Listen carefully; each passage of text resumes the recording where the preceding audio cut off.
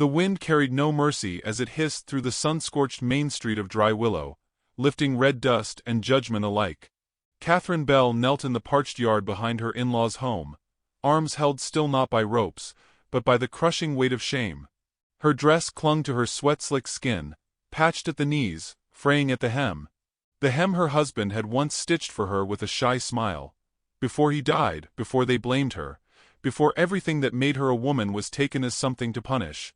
Opaline stood behind her, lips pursed with bitter purpose. With a rusted pair of shears in one hand and a Bible in the other, she declared, "A woman who tempts devils earns herself a pruning." The first snip came without warning. Long, soft waves of pale hair fell into the dirt like silent screams. Catherine didn't flinch. She didn't cry. She closed her eyes and let her face turn toward the sun, as if memorizing it, as if bracing herself for the moment she'd disappear into silence. Behind the wooden fence, children peeked through the slats. Whispers floated on the wind like flies overwrought. She shamed her dead husband's name. Living in the same house with no one working. "I heard she spoke with that Apache last week." Not a soul offered mercy. Not the shopkeeper who once handed her sugar with a smile. Not the preacher's wife who used to admire her singing voice.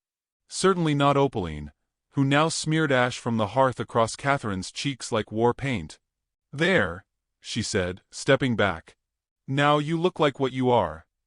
Catherine rose with the dignity of a woman whose body was still her own, even if her soul had been bruised by silence. The hair they had chopped clung to her dress, to her skin, to the memory of what she once was. But her feet held. And when Opaline turned away, satisfied with her handiwork, Catherine walked, barefoot, blackened and marked, through the center of town. No bag, no hat, no voice. Men stepped aside as if she carried fire in her lungs. Women looked away, clutching their aprons and children, as though shame was a contagious sickness. But Catherine didn't bow her head. She couldn't. If she did, the last thread of herself might unravel. She kept her eyes ahead and walked until the buildings thinned and the mesquite took over. She didn't hear the hoofbeats behind her, not at first. Just the rhythm of her own feet slapping dry earth. But the sound grew, slow, deliberate, too heavy for a settler's horse. She turned. There he sat, bare-chested and still as stone, on the back of a mottled brown Mustang. Dakota. Broad-shouldered. Hair braided down his back, eyes like storm clouds. The Apache giant the town whispered about, but never dared approach. He didn't speak. Not with words. His body did all the talking. He dismounted without flourish. Walked toward her with a quiet that made the world hush around them. He held something in his calloused hand, a deer-hide shawl, simple but warm. She didn't reach for it. She only looked at him, unsure if he was real or just one last kindness her mind had conjured before breaking. Her lips trembled, but she said nothing. He came closer. Not too close. He simply held out the shawl between them. An offering, not a demand. She looked down at her blackened hands, at the blisters from the well, at the soot across her face, at the dirt clinging to her calves. Then, slowly, shamefully, she took the shawl and wrapped it around her shoulders. The cloth, smelling faintly of smoke and cedar, hugged her like a memory she didn't know she needed. He raised his hand. Just one finger. He didn't touch her, he waited for her to look. And when she did, when her eyes met his, something ancient passed between them. A silence too deep for words. A recognition older than marriage, older than judgment. He nodded once. Then he spoke. "You're coming with me." Not a question. Not a plea. A promise. Not of possession, but of place. Of safety. Catherine didn't answer. She simply stepped forward. Her bare feet made no sound as she climbed onto his horse. She sat behind him, not clinging, not resting, but breathing. For the first time in days, her breath didn't hurt. The Mustang turned, and they rode toward the edge of the world. Away from fences, away from slurs, away from those who spoke mercy but delivered cruelty. They didn't speak. They didn't need to. Behind them, the wind picked up. Her hair, what little remained, blew wild like a flag of surrender turned into defiance. And Opaline, peering through the kitchen window, muttered a curse, but her hands shook, because something had changed. The woman they tried to shame had not wept, and the man they feared had claimed her, without touching her. Not as a thing. Not as a wife. But as a soul worth saving. And though the sun still burned hot overhead, and the town behind them seethed with tongues wagging and hearts rotted, Catherine leaned forward, just slightly. Not into him, but into the direction they were going. Ahead. Into something unknown. Into something that might, if she dared to believe it, someday feel like home. The horse moved steady beneath them, hooves kissing the cracked trail, a rhythm older than speech. Catherine sat behind him, spine straight, hands folded tight in her lap. She didn't hold him, didn't lean in. And Dakota didn't ask her to. He rode with quiet purpose, bare back shining under the late afternoon sun, muscles like river stones, breath like prayer. The deer-hide shawl he'd given her now clung to her shoulders, soft and foreign. The air smelled of dust and creosote. Somewhere, a hawk cried. They passed dry gullies and whispering sagebrush, climbing into the low hills where no fences dared stretch. No one followed them. No one ever followed him. And for the first time in days, or maybe months, Catherine's body stopped bracing for the next cruel thing. Still, she said nothing.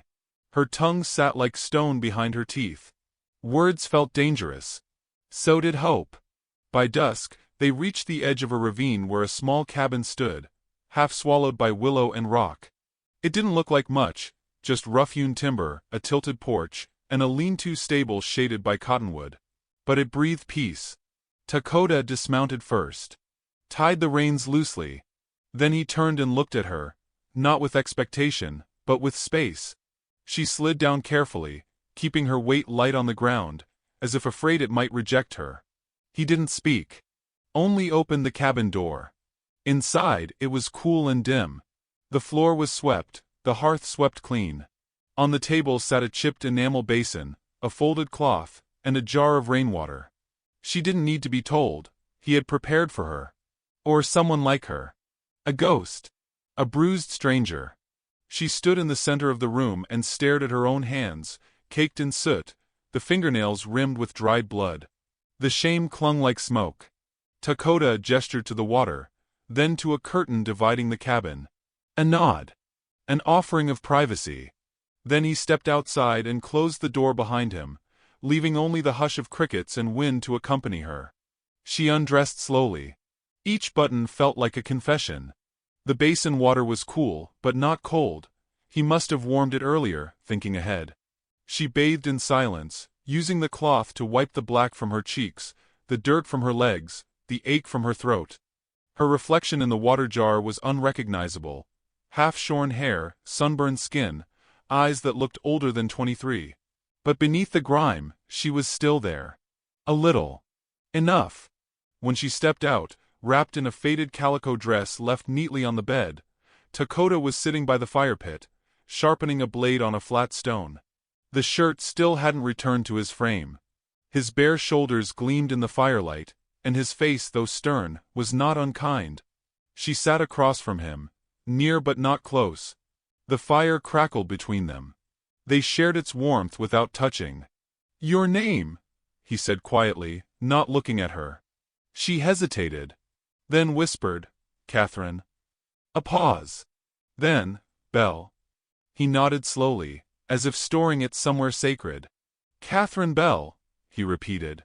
She searched his face. "And yours?" He kept his eyes on the blade. "Dakota." Silence fell again, but this time it was softer. Not hollow. Just waiting. She picked up a stick and stirred the fire absently. "Why did you help me?" His hands paused. Then resumed. "I saw what they did," he said at last. "And I saw what you did not do." Catherine frowned. "What do you mean?" "You didn't beg," he said. "Didn't scream. You let them humiliate you, but you kept your eyes open." She didn't know what to say to that. No one had ever looked at her and seen anything but weakness. But his tone wasn't mocking. It was reverent. "They said I shamed my husband," she murmured. Dakota looked up. His eyes were storm-dark but steady. "Your husband is dead," he said. The shame was theirs. The fire snapped sharply as if agreeing. She stared at the flames for a long time. I had no one left. You have breath, he said. You have hands. That is enough to begin. She nearly broke at that, at the simplicity of it. Not a sermon. Not pity. Just a truth handed over like bread. Later, he rose and laid out a thin bedding mat by the fire. For you, he said, then pointed to the bed behind the curtain. For me. Her eyes flicked toward the curtain, then to him. He was offering her safety. Not possession. Not obligation. Just space. She nodded once, then settled onto the mat. The fire glowed low. Crickets hummed their lullaby. The quiet was deeper now. Sacred. She didn't cry. Not even then. But she let herself close her eyes. She let herself rest. Morning came with the sound of water trickling into a tin bucket, and the faint creak of wood. Catherine woke before dawn and found the cabin empty. The smell of rabbit stew lingered. A folded piece of bread sat beside a wooden spoon, left for her. No note. Just presence. She stepped outside, barefoot again. The earth was warm beneath her soles. The horizon blushed pink. Dakota stood at the edge of the clearing, bare-chested still, hair loose now, whispering something to the trees. She watched without calling his name. It felt wrong to interrupt. Then something shifted in the brush. A small figure, half hidden in the bushes, peeked out. A girl. Couldn't be more than 9. Wild black eyes. Tangled braids. A smudge of berry juice on her chin. Catherine froze. The child blinked and disappeared again. Dakota turned slightly. He had known she was watching. She comes for food, he said. And silence. Catherine glanced back at the cabin. Who is she? No one's, he said. Not anymore. A sharp understanding passed through Catherine's chest. She looked again toward the trees, where the girl had vanished. A child of war. Or worse. Forgotten, perhaps. Just like her. Will she come back? She asked. She always does, he said, and then added. Some things return to where kindness once touched them. The words caught in her throat. Later that evening, Catherine peeled potatoes in the dim light of the cabin, while Dakota worked outside mending a broken fence post. She caught herself humming. A tune she hadn't touched since before her husband died. Before the shame. Before the cutting. She stopped mid-note, startled by herself. Her hands trembled. She wasn't healed. But something was beginning. And outside, in the dusky wind, the child's small voice echoed like a ghost. A soft giggle. Like the sound of something long buried, remembering how to breathe. The days didn't pass so much as settle, like wind-blown earth after a storm. Quietly. Without asking. Catherine rose each morning before the sun crested the canyon walls, wrapped in the deer-hide shawl that had once made her feel like a stranger, but now felt like skin she'd earned. The cabin's hearth, small as it was, became her altar. Not for prayer, but for the slow return of worth. She began to sweep the porch. To scrub the enamel basin till it gleamed again. She mended the hole in the curtain, stitched by candlelight with fingers still raw from years of laboring, for those who had given her nothing but grief. Each act, though small, rewrote a part of her that had been erased. Dakota never asked her to work. He never spoke of roles or repayment. He spent most mornings in the hills, bow across his back, eyes scanning for game or danger, or perhaps something only he could name. But when he returned, often with rabbit or bundles of wood, he would place them on the step without a word. It wasn't silence from neglect. It was the silence of trust. Catherine took to planting a small garden near the cabin's south wall, where the sun kissed the earth most kindly. The soil was dry, cracked, reluctant, but not impossible. She knelt and dug with her hands, fingernails filled with grit, as though she were burying her grief seed by seed. Potatoes. Beans. Wild onions she'd found along the ridge. One afternoon, as she dug a new row with a flat stone, something caught her fingers. Soft, tangled, and strangely familiar. Her breath caught. She pulled it free. A bundle of pale hair. Her hair. The pieces Opaline had sheared from her scalp like punishment. Dakota had gathered them, wrapped them in cloth, buried them in the garden, not to forget, but to honor. In Apache belief, she remembered, hair held memory, held spirit. She cradled the bundle in her hands and wept, not loud, but in the way dry riverbeds weep when rain finally comes. That evening, she cooked rabbit stew with wild sage, and when she handed him his bowl, she said nothing of what she found. But her eyes held the weight of gratitude. He met her gaze and nodded once. That was enough. The child, Liza, began to appear more often. At first, just a shadow in the trees. Then footprints near the basin. One morning, Catherine left out a slice of cornbread on the stump by the barn. It was gone by dusk. The next day, 2 flowers had been tucked into the same spot, clumsy, but carefully placed. That night, Liza stood at the doorway, barefoot, silent, clutching a feather in one hand. Catherine stepped aside. The girl entered like a stray dog learning to trust again. Head low, eyes sharp, but heart trembling with want. She sat near the fire, watching the flames as if they might speak to her. Dakota said nothing. He simply added another log. The 3 of them sat like that for hours. No questions. No claims. Just the warmth of shared breath and orange glow.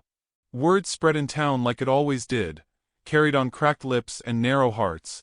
Catherine was living with the Apache now, raising a red child. The judge muttered at the general store. Opaline clucked her tongue and called it indecent. A church lady wept for her lost soul. Catherine returned to town once, alone. She needed salt, thread, and something sharp enough to harvest with. She wore the shawl. Let her hair, now grown to her jaw, curl wild and free. Walked straight into the mercantile, back straight, eyes steady. The room quieted like a funeral parlor. Judge Elias stood at the counter. "Well," he said, chewing the end of a matchstick. "Look who's come crawling." Catherine didn't flinch. She placed her list on the counter, coin atop it. "I'm not crawling," she said. "I'm walking." He sneered. "And living like a savage suits you, does it?" She stared him down. "It suits me more than dying slowly under your roof." A beat of silence. He picked up the list.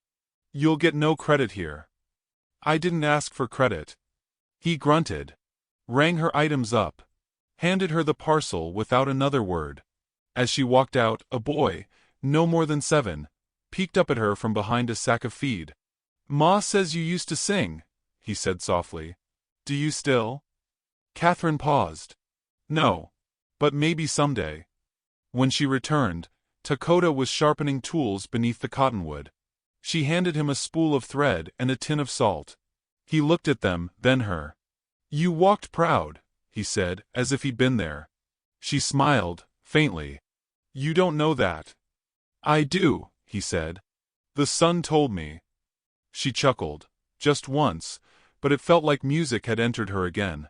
Later that week, Liza fell ill. Feverish. Breath wheezing like a bird with a broken wing.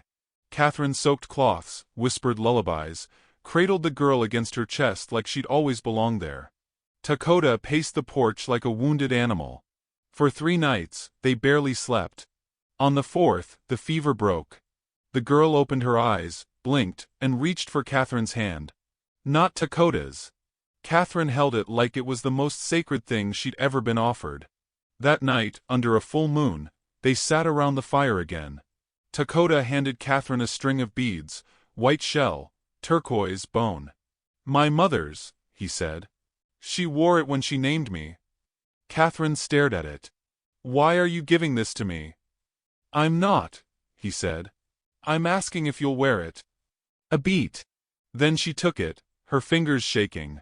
And as she placed the beads around her neck, something shifted. Not loudly. Not with thunder or declarations. But like a tree beginning to bloom beneath the earth. She wasn't healed. Not yet. But she was no longer buried. She was beginning. And dignity, once stolen, was being planted again, one act at a time. The first knock came at dusk, low and mean against the cabin door. Not the knock of a friend. It sounded like a warning carried on skin instead of wind. Catherine had just pulled the stew pot from the fire, her hands still red from chopping roots. Liza froze by the hearth, eyes wide, clutching the hem of Catherine's skirt like she was 5 again, not 9. Dakota stood in the doorway before Catherine could speak. No weapon in his hand, but his stillness was blade enough. He opened the door slowly. Judge Elias filled the frame, flanked by 2 men with rifles and sweat-stained hats. Behind them, a wagon. And in it, Catherine's breath caught, Opaline, wrapped in lace like death in a parlor, her mouth thin and hard. "Evening," the judge said, not bothering with courtesy. His eyes darted past Dakota and landed on Catherine. "We've come for her." Dakota didn't move. "She's not your property," he said. "She's not yours either," Elias spat. "She's a white woman who's been compromised. It ain't legal." Catherine stepped forward then, not behind Dakota, but beside him. Her hair, no longer hacked but grown enough to curl around her chin, fluttered in the breeze. Her dress was plain, her hands were calloused, and her face still bore faint lines of the soot they'd once smeared across her cheeks. "I'm not compromised," she said calmly. "I'm free." "You're a widow with no papers," the judge snapped. "And now you're harboring a red child in a red man's home. You've made your shame public. You know what that makes you." "I know what I was when I lived under your rule," she replied, voice steady. "And I know what I am now." Opaline's voice slithered from the wagon, like a snake warmed by sunlight. "She was my son's wife," she said. "And she will answer for the disgrace she brought on our family. Let's not pretend she was ever more than a burden." Catherine turned her head slightly, just enough to meet the older woman's eyes. "You cut my hair like I was livestock," she said. "You rubbed ashes on my face and made me walk barefoot through town. And now you want to take me back? For what? To bury me properly?" "You deserved worse," Opaline hissed. "And if your husband were alive—" "He's not," Catherine cut in. "And I am." The men shifted their weight. One raised his rifle halfway. Dakota's eyes sharpened. He stepped in front of Catherine with the ease of someone who had once known war well enough to recognize when it was trying to sneak through the door dressed as law. His bare chest rose with slow, measured breath. He didn't need a weapon. His presence was fire itself. "Leave," he said, voice like thunder waiting for the strike. Elias bristled. "You threatening a judge?" "I'm naming a line," Dakota said. "And you've crossed it." Liza whimpered behind Catherine's skirt. Catherine reached back, gently placed her palm over the child's crown, and stepped forward. "If you came for a show," she said, "you've had it. If you came for me, you'll have to drag me like cattle. But know this, if you do, I won't walk. And I won't scream. But when I speak again, every woman in this territory will know what your law protects and what it punishes." The silence that followed was heavier than any gun. Even the crickets had gone still. The judge licked his lips. "Think you've found power out here, do you?"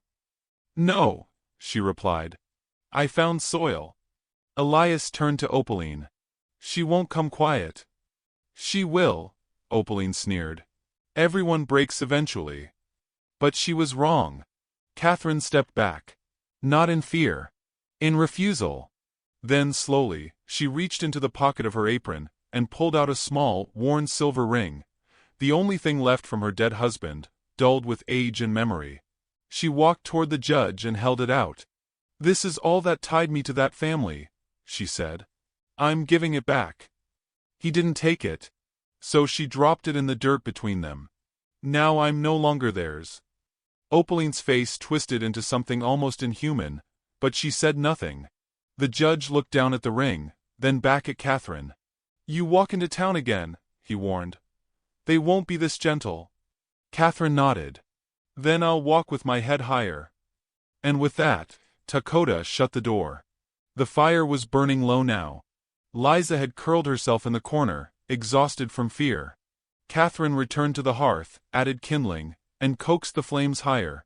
Her hands were shaking now, but not from terror, from the weight of all she had not said. Dakota moved to her side. He knelt slowly. Not to speak. Not to comfort.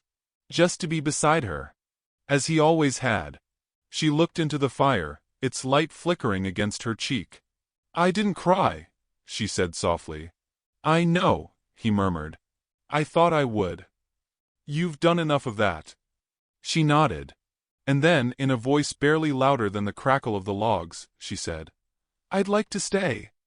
Dakota looked at her for a long moment, then reached for the kettle to pour her a cup of water, placing it gently in her hands. "You already have," he said. Outside, the wagon rolled away. The stars blinked out one by one behind clouds heavy with August heat. Inside, the fire burned steady. But it was not the only thing that glowed. Between them, amid the silence, the kindling, the ring left behind, something had shifted. Not a victory, but a vow. The kind made not with words, but with presence. The storm didn't come with thunder, but with a hunger that reached into bone. Autumn had arrived too early, chasing the heat out of the canyons before the earth was ready. The garden shriveled despite Catherine's care, and the rabbits vanished into stone. Liza's cheeks grew pale, her once lively eyes dim with a quiet fear children should never carry. The cabin grew colder each night. The fire still burned, but thinner now, eating the logs faster than they could be gathered. Catherine counted the potatoes twice. She made broth out of peelings, bread from flour thinned with ashes, and stew from dreams. Her hands were blistered from chopping, sewing, foraging. Her body hollowed itself in silence, never asking for praise, only hoping for survival. Dakota had gone north 5 days past, following elk trails into higher ground. He'd promised to return before the moon turned. But the moon had turned, and the trail remained empty. Each night, Catherine sat by the door long after Liza had curled beneath the quilts. She watched the dark like it was a beast she could name, and feared it anyway. Her breath fogged in front of her now. The deer-hide shawl was wrapped around her tightly, no longer clean, but hers. On the 6th night, the wind screamed. A dry scream, nothing to give, only to take. Catherine rose at first light, saddled the mare, and wrapped Liza in every scrap of warmth the cabin held. She left food beside the girl's blanket, cupped her face with shaking hands, and whispered, "If I don't come back by nightfall, light the fire. Keep it alive. It'll bring me home." Then she rode. The canyons were cruel under frost. Crows circled above, loud and mocking. Every breath cut her lungs like glass. She followed the path Dakota had taken. Dry riverbeds, broken prints, a trail of blood no bigger than her thumb where something had limped. She found him beneath a bluff near the ridge. His horse was gone. He lay beside a cold fire pit, face half buried in leaves, chest rising slow as regret. One leg bent the wrong way. His bow was cracked. And yet, when she knelt beside him, his eyes opened. She wanted to cry, but the air was too thin. "Catherine," he rasped, not in pain, but recognition. "You said you'd be back," she whispered, forcing steadiness into her voice as she touched his face. "I tried." She saw the fracture now. Bone sharp beneath the skin, angry and red. Infection. Hunger. Cold. A beast that would take him if she let it. She tore cloth from her skirt. Made splints from dry branches. Lifted him inch by inch until he groaned, his weight leaning against her like a fallen tree. She tied him to the saddle with rope and her own shawl.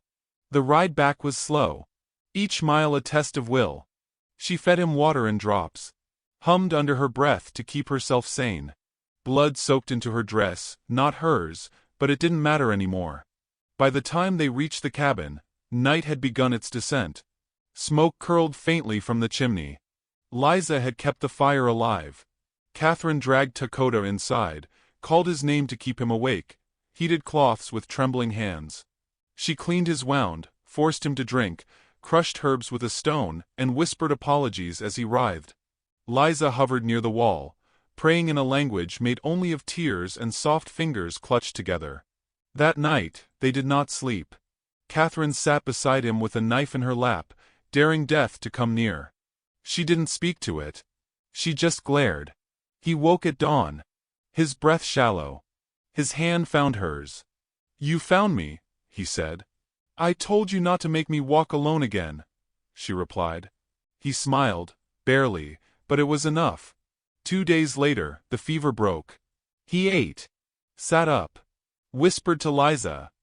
Let Catherine change the bandages without protest. And when the first snow fell, light and hesitant, they lit a second fire, not from need, but from gratitude. In the weeks that followed, the house filled in its cracks. The garden died, but Liza found a honey hive in a fallen tree. Catherine bartered with a wandering trapper. 2 pairs of gloves for a sack of oats. Dakota taught her how to snare pheasants, how to listen for coyotes in the wind. They all grew lean, but not hollow. And then came the night he rose from his bed, still limping, but tall. He built a fire circle in the yard with flat stones, ringed it with feathers and beads and cedar branches. Catherine watched from the doorway, hair tucked behind her ears, shawl wrapped tight. The wind had calmed. He turned to her, held out something small. She stepped forward, slow as sunrise. In his hand was a simple strand of red-dyed sinew. Tied around it was a bead from his mother's necklace. A braid of her hair. A bone carved into the shape of a bird. "I have no preacher," he said. "No white man's paper." She looked down, voice soft. "And I have no name to give you. Only a body. A home. A heart that didn't used to beat." He stepped closer. "That's more than I've ever had." She took the strand, tied it to her wrist. Then she leaned in and touched her forehead to his. And something passed between them. Not possession, not rescue. But a covenant written in hunger, in healing, in the fire that never let go. Liza clapped her hands from the doorway, her smile all teeth and tears. "Mama," she said, and neither of them corrected her. That night, they feasted on broth and meat and laughter. The house they had built from ashes and want now held something no law could name. And Catherine, standing at the doorway, looked out at the dark, and for once, didn't flinch. The fire behind her burned steady. And so did she. Sometimes, the world will tear you down to kindling. Strip you bare. Starve you of voice and worth. But if you survive long enough to plant one seed, just one, you'll see. What burns you can also warm you. What breaks you can also bind you. And a house built by hunger will teach you how to never be empty again.